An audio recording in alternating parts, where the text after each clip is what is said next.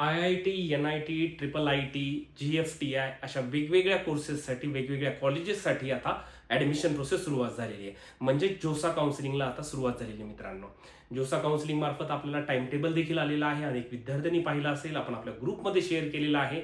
महत्त्वाचं काय आहे, ॲडमिशन प्रोसेस कशा पद्धतीने असते, रजिस्ट्रेशन कशा पद्धतीने आहे, आपल्याला IIT कॉलेज कशा पद्धतीने भेटू शकतं, NIT कॉलेज कशा पद्धतीने भेटू शकतं, याची प्रोसेस कशी असते, याचा फ्लो कशा पद्धतीने आहे, या सर्व गोष्टी सांगण्यासाठी नमस्कार, मी ऋषिकेश कुलकर्णी आपल्या सर्वांचं व्हायब्रंट ॲडमिशन गायडन्स या आपल्या यूट्यूब चॅनलमध्ये स्वागत करतो. मित्रांनो, आजच्या या व्हिडिओमध्ये आपण बघणार आहे टाइम टेबल कशा पद्धतीने. महत्त्वाचं म्हणजे एखाद्या विद्यार्थ्याला कॉलेज मिळवायचं असेल तर त्याला कुठल्या प्रोसेसमधून जावं लागतं, कशा पद्धतीचा हा टाइम टेबल असू शकणार आहे, ह्या सर्व गोष्टी सांगणार आहे. दुसरी महत्त्वाची गोष्ट, व्हायब्रंटमध्ये इंजिनिअरिंगच्या काउन्सिलिंगला ऑलरेडी सुरुवात झालेली आहे. अनेक विद्यार्थ्यांचे ॲडमिशन सुरू आहेत. ज्या विद्यार्थ्यांना चांगलं स्वप्नातलं इंजिनिअरिंग कॉलेज, स्टेट काउन्सिलिंग आता CETची देखील लवकरच चालू होईल. जोसा काउन्सिलिंग आता सुरुवात झालेली आहे. या काउन्सिलिंग ॲडमिशन प्रोसेसला सुरुवात आहे. लवकरात लवकर व्हायब्रंटच्या लातूर, बीड, बारामती, नांदेड, पुणे, छत्रपती संभाजीनगर आणि नाशिकमध्ये ॲडमिशन प्रोसेसला ॲडमिशन घ्या. सर्व प्रोसेस घर बसल्या ठिकाणी रजिस्ट्रेशन पासून कॉलेज मिळेपर्यंत शेवटच्या राऊंडपर्यंत केली जाते. महत्त्वाचं बघा, आता हे जॉईंट सीट ॲलोकेशन ऑथॉरिटी म्हणजे जोसाची जी आपल्याला वेबसाईट आहे, याच्यावरती आपल्याला josa.nic.in या वेबसाईटवर जायचं आहे. इथे गेल्यानंतर तुम्हाला इथे दिसत असेल जोसा स्केड्यूल 2026, जो की अपडेटेड झालेला आहे. आता हा स्केड्यूल मी सर्व सांगत बसत नाही, कारण विद्यार्थ्यांनी जवळपास सर्वात पाहिलेला आहे. ठीक आहे, आता 2 तारखेपासून रजिस्ट्रेशन वगैरे सर्व सुरू होणार आहे. त्याच्यानंतर मॉक अलॉटमेंट 1 8 तारखेला आहे. आता हे सगळं काय, मॉक अलॉटमेंट काय असते, रजिस्ट्रेशन कशा पद्धतीने असते, त्याचे रूल काय आहे, डॉक्युमेंट, हे सगळं सांगणार आहे तुम्हाला. ठीक आहे, अशा पद्धतीने हे सर्व दिलेले आहे. फक्त चेंजेस काय असू शकतात तर बघा, प्री पेमेंट ऑफ जोसा seat acceptance fee and pre upload of document start. म्हणजे काय केलेलं आहे, यावर्षी प्री पेमेंट पण तुम्हाला करता येते आणि प्री डॉक्युमेंट अपलोड सुद्धा करता येतात. गेल्या वर्षी काय होतं, सीट जेव्हा ऍक्सेप्ट झाली म्हणजे सीट तुम्हाला मिळाली, अलोकेट झाली, त्यावेळेस डॉक्युमेंट पण अपलोड करता येत होतं, पेमेंट पण तेव्हा करता येत होतं. फक्त आता ह्यांनी आधी केलेलं आहे, पण इट इज नॉट कंपल्सरी, आपण नंतर करू. फक्त याच्यामध्ये मी तुम्हाला एवढं सांगतो की तुम्ही डॉक्युमेंट आधी अपलोड केला तरी काही हरकत नाही. आणि दुसरी महत्वाचं काय झालं, या टाइम टेबलमध्ये गेल्या वर्षी एकूण 6 राऊंड होते, तर यावेळेस एकूण 5 राऊंड दिलेले आहेत. ठीक आहे, आता बघा, याच्यामध्ये महत्वाचं तुम्हाला सांगायचं झालं तर प्रोसेस कशा पद्धतीनं चालत असणार आहे. ठीक आहे, तर जोसा काउन्सिलिंग मध्ये बघा, बेसिकली कुठले कॉलेज असतात आणि सीट मॅट्रिकचा अंदाज कशा पद्धतीने आहे इथं आपण थोडंसं क्लिअर करू. म्हणजे सर्व IIT कॉलेजचे इथे ऍडमिशन प्रोसेस होणार आहे. टोटल 23 आहेत, जवळपास 18,160 जागा आहेत. आणि हे याच्यासाठी काय असणार आहे, आपल्याला JEE ॲडव्हान्स थ्रू तुम्ही क्वालिफाय झाल्यानंतर, तुमचा रँक आल्यानंतरच तुम्ही IIT सारख्या इन्स्टिट्यूटमध्ये पार्टिसिपेट करू शकतात. दुसरं जोसा काउन्सिलिंग मध्ये काय आहे, NITचे सर्व IIEST आणि NIT याचे सर्व ऍडमिशन प्रोसेस हे जोसामधूनच होणार आहे. त्याचे एकूण साधारणतः 24,525 जागा आहेत. त्याच्यानंतर मित्रांनो, IIIT याचे एकूण 26 कॉलेज आहेत, 9,940 त्याच्या जागा आहेत. याच्यासाठी सर्व बघा, IIT जर सोडलं तर JEE मेन्सच्या ह्याच्यावरून तुम्हाला या कॉलेजेसमध्ये JEE मेन्सच्या आलेल्या पर्सेंटाईलनुसार तुम्हाला या कॉलेजेस, या इन्स्टिट्यूटमध्ये पार्टिसिपेशन करता येतं. त्यानंतर GFTI म्हणजे काय, गव्हर्नमेंट फंडेड टेक्निकल इन्स्टिट्यूट्स, या टोटल 57 आहेत. त्याच्या जागा 10,228 आहेत. हे देखील JEE मेन्सच्या थ्रू आपल्याला अप्लाय करतात. म्हणजे या जोसा काउन्सिलिंगमध्ये काय आहे, IIT आहे, NIT आहे, IIIT आहे, GFTI आहे. या सर्वांची काउन्सिलिंग, सीट मॅट्रिक्स मी तुम्हाला सांगितले. हे सर्व आता प्रोसेसला सुरुवात झाली असं आपण समजू शकतो. ठीक आहे, त्याच्यानंतर काय, दुसरं काय, आता ह्याच्यामध्ये बघू फ्लो कसा आहे, तुम्हाला ऍडमिशन कशा पद्धतीने भेटू शकतं. आता इलिजिबिलिटी क्रायटेरिया ऑलमोस्ट सर्व विद्यार्थ्यांना माहिती आहे, आम्ही ग्रुपमध्ये शेअर केलेलाच होता. IIT ऍडमिशन साठी बघा, तुम्हाला जायचं असं JEE ॲडव्हान्स आणि तुमचा रँक येणं गरजेचं आहे. बाकीच्या सर्वांसाठी आपल्याला काय आहे, JEE मेन्सच्या थ्रू ऍडमिशन होणार आहे, NIT, IIIT आणि GFTI ला. ठीक आहे, आता दुसरा काय ह्याच्यात क्रायटेरिया, हे एक्झामचं तर झालंय. दुसरा काय, 12वी बोर्डचा क्रायटेरिया असतो. ठीक आहे, आता बघा, minimum 75% aggregate marks for general, OBC, NCL आणि EWS categories, reduce to 65% aggregate marks for SC, ST आणि PWD कॅटेगरीज. बाकीच्या कॅटेगरीला 75 ॲग्रिगेट लागेल आणि SC, ST आणि PWD मध्ये 65% क्रायटेरिया लागेल इन बोर्ड. आणि दुसरं महत्वाचं बघा, हेच डोक्यात अनेक विद्यार्थ्यांनी पालकांच्या असतात, पण दुसरी पण गोष्ट महत्वाची काय आहे, कॅटेगरी टॉप 20 पर्सेंटाईल बघा. The candidate must place within the top 20 percentile of successful candidates in their respective class 12. तुमच्या त्या बोर्डमधून टॉप 20च्या रिझल्टमध्ये जरी तुमचा असेल, तरी तुम्ही board examination under the specific reservation category, तरी देखील तुम्ही या काउन्सिलिंगसाठी इलिजिबल असा. टॉप 20चा प्रत्येक स्टेटनुसार, प्रत्येक बोर्डनुसार क्रायटेरिया वेगळा असतो, तो देखील मी आपला तुम्हाला शेअर केलेला आहे. ठीक आहे, आता हे झालं तुमचं एलिजिबिलिटी. आता सर ऍडमिशन प्रोसेस कशा पद्धतीने चालेल अगदी थोडक्यामध्ये सांगतोय. ही पीडीएफ आपल्या ग्रुपमध्ये मी शेअर करतो. एक विद्यार्थ्यांना फ्लो माहित असणं गरजेचं आहे आणि जेवढी मी ही प्रोसेस सांगतोय ही सर्व आमच्या व्हायब्रंट टीम मधून तुम्हाला कंप्लीट करून भेटते. तुम्हाला काहीच करायची गरज पडत नाही. रजिस्ट्रेशन पासून ऍडमिशन पर्यंत संपूर्ण आमच्या व्हायब्रंट टीम मध्ये होत आहे. त्यामुळे लवकरात लवकर काउन्सिलिंगला जॉईन करा. व्हिडिओच्या डिस्क्रिप्शन मध्ये व्हॉट्सअप ग्रुपची लिंक देतो मी आणि आपल्या सर्व ऑफिसचे ऍड्रेस देखील मेन्शन केलेले आहेत. आता बघा, आता जोसा काउन्सिलिंग मध्ये पहिल्यांदा काय असणार आहे, ऑनलाईन रजिस्ट्रेशन. जे रजिस्ट्रेशन आता उद्यापासून सुरू झाले, म्हणजे 2 तारखेपासून सुरू होणार आहे. ठीक आहे. Online registration candidates log in to the JoSAA official website portal. तिथून जाऊन तुम्हाला ऑनलाईन रजिस्ट्रेशन करायचं आहे. हे रजिस्ट्रेशन आता उद्यापासून सुरू होणार आहे. हे तुम्हाला मी सर्व प्रोसेस करून देणार. त्याच्यानंतर काय उद्यापासून काय चालू होणार आहे, चॉईस फिलिंग. लॉकिंगला वेळ आहे. ठीक आहे. चॉईस फिलिंग मग आता याच्यामध्ये कशा पद्धतीने करायचं आहे, तर तुमचे जे रँक आलेले आहेत जोसा काउन्सिलिंग महत्वाचं काय आहे, तुमचा कॅटेगरीचे रँक महत्वाचे असतात. या कॅटेगरी रँक प्रमाणे तुम्हाला कुठलं कॉलेज मिळू शकतं, त्या कॉलेजमधली कुठली ब्रांच मिळू शकते, त्या पद्धतीने आम्ही सर्व चॉईस फिलिंग करून देतो. विद्यार्थ्यांनी चॉईस फिलिंग करताना काय करणं गरजेचं आहे, सर्व टॉप टू बॉटम अशा सर्व कॉलेजची चॉईस फिलिंग, तिथल्या आपल्या टॉप सर्व इन्स्टिट्यूटच्या सर्व ब्रांचेसची चॉईस फिलिंग करणं गरजेचं आहे. मोजकेच काही कॉलेजची चॉईस फिलिंग करणं हे अत्यंत चुकीचं आहे. दरवर्षी विद्यार्थ्याकडून ह्या चुका होतात. त्याच्यानुसार चॉईस फिलिंग देखील करणं महत्वाचं आहे आणि तुमच्या रँक प्रमाणे आम्ही तुम्हाला सर्व व्यवस्थित चॉईस फिलिंग, तुमच्या ब्रांचेसचं कशा पद्धतीने सिक्वेन्स ठेवणं गरजेचं आहे, ह्या सर्व प्रोसेस आम्ही करून देतो. ऑलरेडी आमच्या विद्यार्थ्यांच्या हा प्रोसेस करणं सुरुवात झालेली आहे. ठीक आहे. आता चॉईस फिलिंग केली की त्याच्या पुढचं प्रोसेस काय असणार आहे, तुमचा मॉक सीट अलॉटमेंट. ठीक आहे. आता मॉक सीट अलॉटमेंट म्हणजे थोडक्यामध्ये काय सांगतो, हे एक प्रिडिक्शन असणार आहे. एक त्यांनी टेंटेटिव्हली सांगतात की तुमच्या ज्या चॉईस फिलिंग आपण केलेल्या आहेत हे मॉक जवळपास अलोकेशन हे 2दा होतं, मॉक 1 आणि मॉक 2. मी तुम्हाला टाइम टेबल मध्ये तुम्ही इथे बघितलेलंच असाल. ठीक आहे. मॉक 1 आणि मॉक 2 इथं तुम्हाला दिसत आहे. ठीक आहे. तर हे 2दा होत आहे मॉक अलॉटमेंट. मॉक अलॉटमेंट म्हणजे काय असणार आहे थोडक्यामध्ये, सपोज तुम्ही असं चॉईस फिलिंग केलेले आहेत, कॉलेजेसचे नाव वगैरे दिले, ब्रांचेसचे नाव दिले आणि याच्यामध्ये तुम्हाला कळालं की तुम्हाला एखाद्या कॉलेजमध्ये सपोज IIT दिल्लीमध्ये तुम्हाला CS ब्रांच वगैरे मिळालेली आहे. हे तुम्हाला मॉक अलॉटमेंट. परंतु हे मिळालंच का 100%? अजिबात नाही. हे एक त्यांचं प्रिडिक्शन आहे. तुम्ही दिलेल्या चॉईसेस पैकी तुम्हाला मॉक अलॉटमेंट झालेली आहे. याचा अर्थ असा नाही की हेच कॉलेज तुम्हाला मिळाले. याच्यामध्ये चेंजेस देखील होऊ शकतात. पण ही एक प्रिडिक्शन खूप चांगली गोष्ट त्यांनी दिलेली आहे आणि याचा फायदा नक्कीच सर्व विद्यार्थ्यांना होत असतो की आपल्या प्रिफरन्सेस मध्ये काही चुकलं तर नाही आणि आपल्याला मिळालेलं सर्व बरोबर आहे का हे नक्कीच अनुभवायला विद्यार्थ्यांना मिळतं. अशी मॉक अलॉटमेंट 2दा होत असते. पण हे इंडिकेटिव्ह इन फीडबॅक बघा, थोडक्यामध्ये हा एक फीडबॅक असतो त्यांच्या साईडनं दिलेला की अशा पद्धतीने तुम्हाला मॉक अलॉट आहे.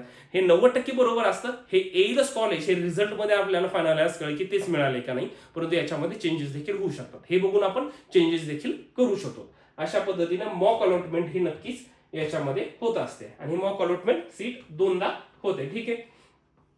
त्याच्यानंतर सीट फायनल अलॉटमेंट होते. मग तुम्हाला एकदा कळालं की कुठला रिझल्ट जो सांगितला मी साधारणतः 13 का 14 तारखेच्या जूनला रिझल्ट लागणार आहे. रिझल्ट लागला की तुम्हाला कळेल की एक्झॅक्टली कुठलं कॉलेज तुम्हाला मिळालेलं आहे. मग आता काय झालं, रिझल्ट नंतर पुढची प्रोसेस काय असणार आहे, तर online reporting and document verification. आता हे यावेळेस काय केले, प्री डॉक्युमेंट तुमचं अपलोड केलेलं आहे आणि प्री पेमेंट सुद्धा केलेलं आहे. म्हणजे सीट ऍक्सेप्टन्स फी तुम्हाला आता भरावी लागत असते, परंतु यावेळेस काय केले, सुरुवातीपासूनच सीट ऍक्सेप्टन्स फी म्हणजे तुम्ही पेमेंट करू शकता, डॉक्युमेंट अपलोड देखील सुरुवातीपासून करू शकता. ठीक आहे. आपण काय काय बघितलं, रजिस्ट्रेशन झालं, चॉईस फिलिंग झालं, मॉक अलॉटमेंट बघितलं आणि फायनल रिझल्ट आल्यानंतर त्याचं रिपोर्टिंग कशा पद्धतीनं आहे हे देखील सांगितलं. ठीक आहे. आता इथं थोडंसं मी एक पॉईंट ऍड केलेला आहे की जेव्हा चॉईस फिलिंग करतो आपण तेव्हा काय असते, no post deadline alterations once the choice filling window is officially shut under. मग एकदा क्लोज झालं पुन्हा काही करता येणार नाही. पुन्हा अजून कशा पद्धतीने केलं पाहिजे, descending order of priority. The algorithm sweeps the choices starting from preferences number 1 to downwards. म्हणजे आपण ज्या चॉईसेस 1 पासून खाली ठेवल्या, समजा मी आता आपण 50 ऑप्शन्स ठेवले, तरी कशा पद्धतीने सीट अलॉटमेंट होणार आहे तुमची, 1 नंबर प्रिफरन्स काय, 2 नंबर काय, 3 नंबर वरून लिस्ट चेक होत जाणार आहे. जोपर्यंत तुम्हाला सीट अलॉट होत नाही तोपर्यंत हे अशा पद्धतीने डिसेंडिंग ऑर्डर प्रायोरिटी प्रमाणे हे चालत असतं. ठीक आहे. हे एक तुम्हाला सांगितलेलं आहे. पुन्हा त्याच्यानंतर बघा, आता कॉलेज मिळालं, ठीक आहे, सीट मिळाली, कशा पद्धतीने मिळतं हे देखील सांगितलं, म्हणजे टॉप प्रिफरन्सेस पासून खालीपर्यंत जातं. ठीक आहे. आता सीट जेव्हा मिळते त्याच्यानंतर आपल्याला एक चॉईसेस वेगवेगळे असतात, seat willingness option, freeze, float and slide.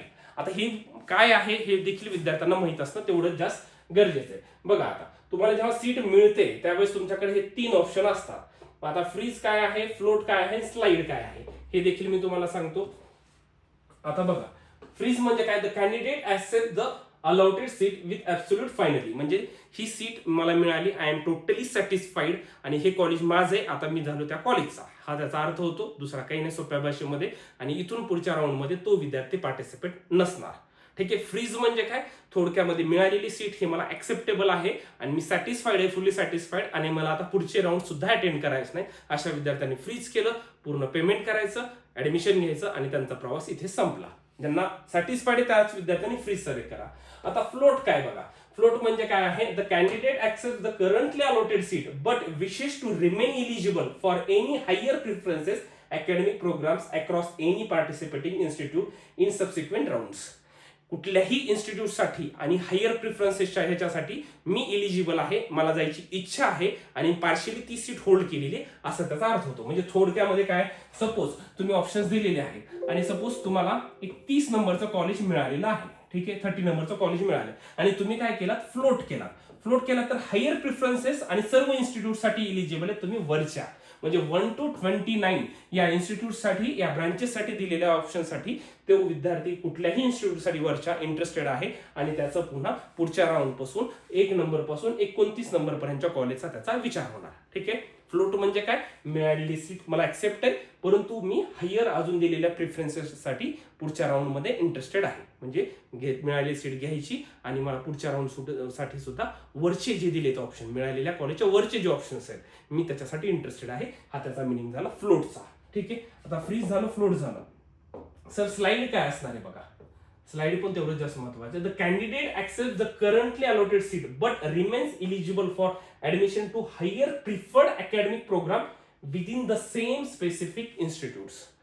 Interested आहे पण वेगवेगळ्या कॉलेजसाठी नाही, त्या कॉलेजच्या वेगवेगळ्या ब्रांचेससाठी तो इंटरेस्टेड आहे असायला पाहिजे. Within the same specific institute in subsequent counselling rounds, म्हणजे त्याच कॉलेजमध्ये सपोज IIT दिल्लीमध्ये तुम्हाला एखादी इलेक्ट्रॉनिक्स ब्रांच मिळाली आणि त्याच इलेक्ट्रॉनिक्सच्या ब्रांचला घेऊन तुम्ही स्लाइड केला, तर त्या कॉलेजमधल्या रिमेनिंग ब्रांचेससाठी तुम्ही त्याच कॉलेज IIT दिल्ली मधल्याच कॉलेजसाठी तुम्ही इच्छुक असायला पाहिजे जर तुम्ही स्लाइड केलात तर.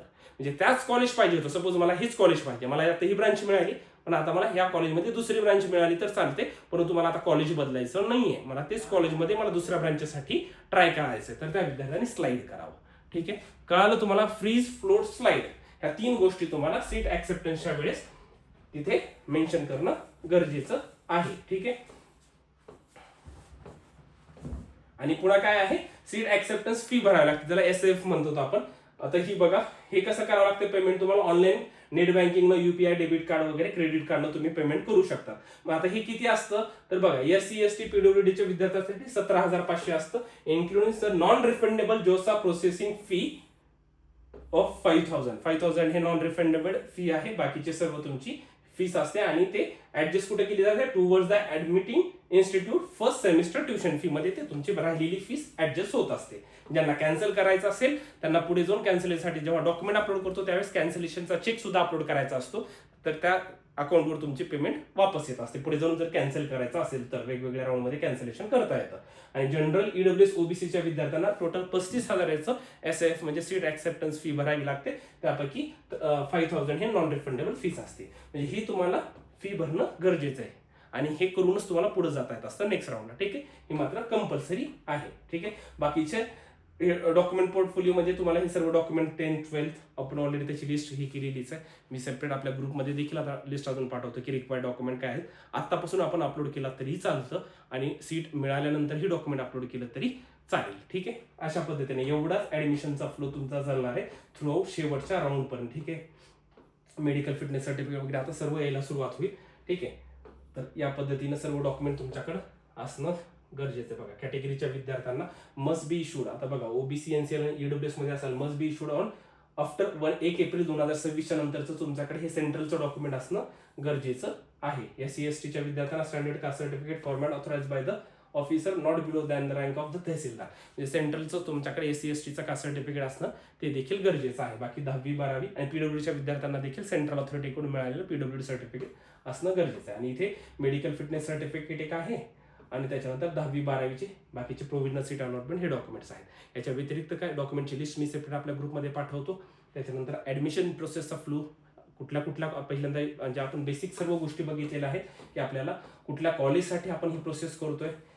ठीक आहे. आपण सर्व बघितले इथे की साधारणतः आपल्याला IIT, NIT, IIIT, GFT या इन्स्टिट्यूटला जाता येतं. त्याच्यानंतर बाकीचं कशा पद्धती इलिजिबिलिटी क्रायटेरिया काय तो बघितला आपण. त्याच्यानंतर ऍडमिशन प्रोसेस काय असते, registration, choice filling, mock allotment 1 काय आहे, मॉक अलॉटमेंट 2 काय आहे, रिझल्ट आल्यानंतर रिझल्ट कसा लागतो, म्हणजे तुम्ही दिलेल्या प्रिफरन्सेसपैकी कशा ऑर्डरनं प्रिफरन्सेसपैकी रिझल्ट लागतो. मिळाल्यानंतर सीट ॲक्सेप्टन्स फीस काय असते, फ्लोट काय आहे, फ्रीज काय आहे, स्लाईड काय आहे, आणि हा एंटायर सर्व राऊंड हे सर्व चालणार आहे. 5 राऊंडपर्यंत चालणार आहे. संपूर्ण व्हायब्रंट टीम ही तुमच्या सोबत असणार आहे. जोसा काउन्सिलिंग नंतर सीईटीचा लवकरच आता रिझल्ट लागेल. ही सीईटीची काउन्सिलिंग ह्या संपूर्ण ॲडमिशन प्रोसेस तुमचं जोसा काउन्सिलिंग, स्टेट सीईटी काउन्सिलिंग, त्याच्यानंतर बाकीच्या प्रायव्हेट युनिव्हर्सिटीच्या काउन्सिलिंग्स, त्यानंतर बीट साईट असेल, VIT EEE असेल, ह्याच्या ऑलरेडी चालू आहे काउन्सिलिंग. ह्या सर्व प्रोसेस अंडर वन रूफ एकाच काउन्सिलिंग फीसमध्ये करून देतो आणि याची ॲडमिशन सुरू झालेली आहेत. लवकरात लवकर लिमिटेड सीट्स असतात, बॅचेस काही फुल होत आलेले आहेत. व्हायब्रंटचं लातूर, बीड, बारामती, नांदेड, पुणे, छत्रपती संभाजीनगर आणि नाशिकमध्ये ब्रांच आहे. लवकरात लवकर तुम्हाला चांगलं इंजिनिअरिंग कॉलेज, चांगली ब्रांच, अचूक पद्धतीने ॲडमिशन प्रोसेस करायची असेल मित्रांनो, आजच आपल्या व्हायब्रंट ॲडमिशन गायडन्स या आपल्या ऑफिसला व्हिजिट करा, काउन्सिलिंगचं ॲडमिशन घ्या आणि पूर्ण ॲडमिशन प्रोसेससाठी निश्चिंत राहा मित्रांनो.